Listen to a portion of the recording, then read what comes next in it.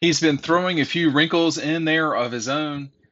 He's been doing a great job. We keep most of the same terms, and he's made the made it an easy transition for all of us. Not easy for me to say. I like what he's been doing. He's thrown a few wrinkles in there that I like. That's Brock Bowers talking about Mike Bobo's transition from Colorado State head coach to staffer, off the field staffer at Georgia to now the offensive coordinator for the Dogs.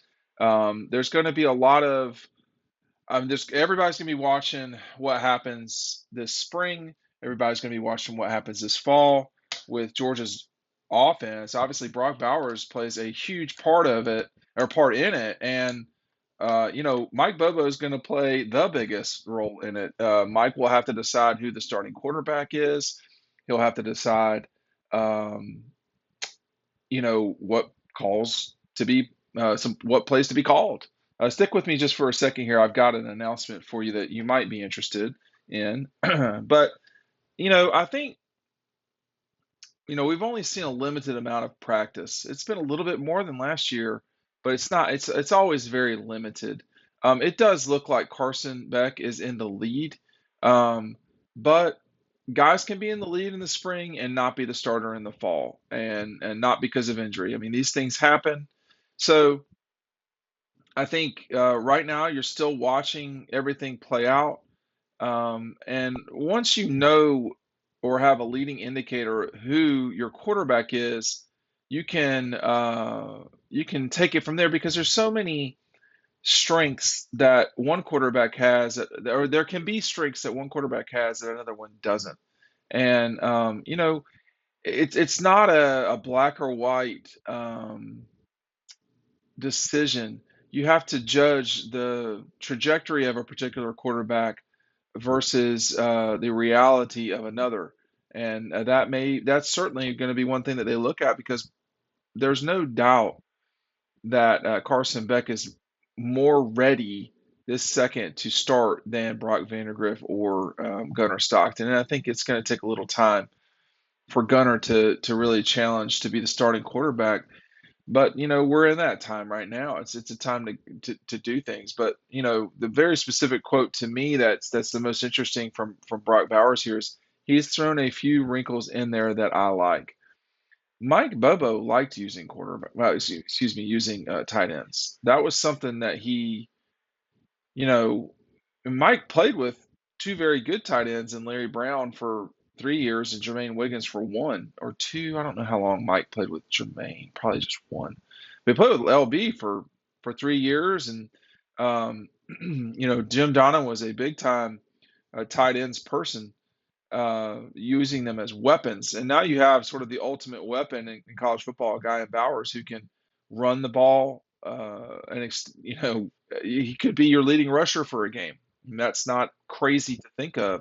He's explosive, but he's the most dangerous as a tight end. One thing I was going to point out, Stetson's going to be gone in the future, but we have some Stetson Bennett signed double dogs. Now, they're very limited in terms of stock. We do not have a lot of them, and they're already, some of them are gone. So if you've bought them already, you know who you are, and they'll be on the way shortly. But very, very limited supply, very limited. So grab those while you can. And Brock, what made Stetson deadly wasn't just his throwing, but his the threat of the run. And you couple that with everything that was around. I was going through some images last night because what happens? What happens? Here's some inside baseball for you. Is you know the Texas Christian game was about 400 gigabytes of data for Dog Post. So we had about 400 gigabytes of data, whether that's photos, it's mainly photos, or video. And, it takes a very long time to go through and intricately put in all of the names of the players and what happened on each play. When we keep thousands of images from each game. And the guy last night in the game I was doing was the Tennessee game, which, you could argue was the second biggest game of the year last year behind the Ohio State game.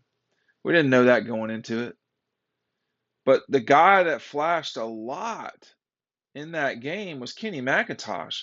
Mike Bobo would have loved a little joystick like Kenny McIntosh that he could flare out and do all this stuff. Mike would try to get guys on screens with Thomas Brown, even Todd Gurley, and just screen your ass to death. If you were too high up the field with your pursuit, he was going to screen you, and that really put the brakes on a defense. And his quarterbacks, whether it was Matthew throwing it to Noshawn on screens or Aaron throwing it to, I don't remember him throwing it to Brendan Douglas, but certainly Aaron Murray never threw a screen ball to Brendan Douglas. But I'm old enough to remember the Tennessee game in 2013 where everyone nearly lost a leg at Neyland. So maybe that did happen. But my point in all that is that with the wrinkles that Brock's talking about, there's no telling. I mean, this is a guy that would throw tight end screens if he wanted to. So this is going to be a little different. And once you have explosive athletes, any play can be explosive. I remember talking about it in 2019, and amazingly, this was when Georgia had James Cook on the team, and DeAndre Swift was on that team, and they just were not explosive. The quarterback, Jake Fromm, not a super explosive player, a controlled player more than anything. A smart guy, but not an explosive guy. And Mike would have found a way to get those guys the ball in scary positions. I've seen too many I saw every single game Mike called as offensive coordinator live, with the exception of maybe one or two. And he was going to score on you how he could. He's got a lot more ingredients in the kitchen right now. I mean, he's just not making hamburgers anymore. There's a lot to work with, and it's going to be up to Mike to make that happen. I mean, this is going to be, I don't think it's fair. It's just what it is. This is going to be a referendum on Mike.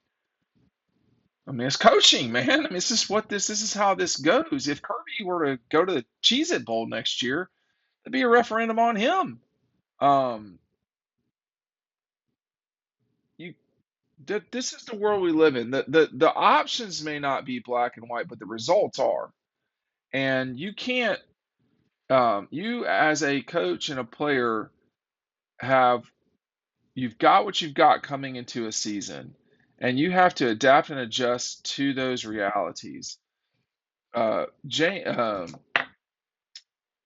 Monken, Jim Coley, excuse me, James Coley could not do it.